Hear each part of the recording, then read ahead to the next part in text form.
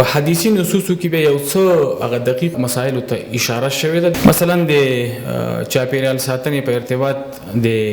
ونو بوټو اهمیت ډیر زیات دی. خو هغه ډیر چې سړی دغه یو کار ته هڅوي او روایت ته ډیر عجیب. رسول الله صلی الله علیه وسلم فرمایي ولکه چیرته د یو انسان په لاس کې یو بوټی او داس یو حالت وي چې نور قیامت قایمیږي، خدای وتوانیږي چې د قیامت د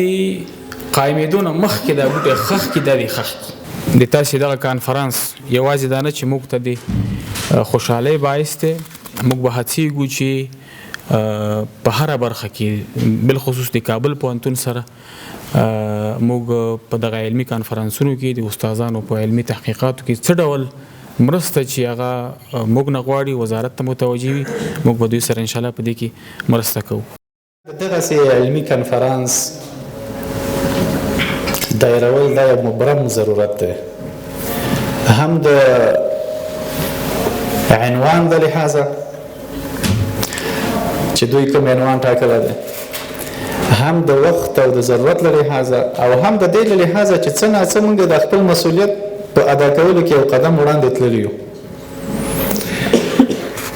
علمي مراکز او متخصصین باید چې د دغې فساد په مخنیوي کې د خپلو تجاربو د خپلو تحقیقاتو په رڼا کې حل لارې وړاندې کړي، او دغسې کنفرانسونه علمي کنفرانسونه کې چې دا کم تحقیقات به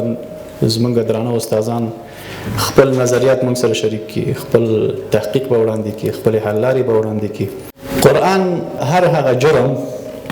چې د هغه ضرر متعدي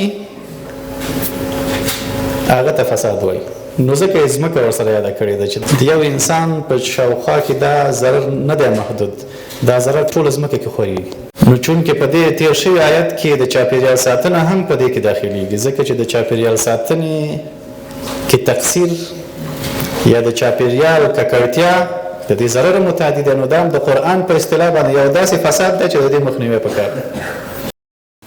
مسئله محیط زیست امروز تنها و تنها مسئله افغانستان نیست، مسئله جهانی است. یکی از چالش های بسیار مهم و یکی از چالش های بسیار بحث برانگیز جهانی در قرن 21 مسئله محیط زیست، مسئله تغییر اقلیم و مسئله گرمایش زمین است.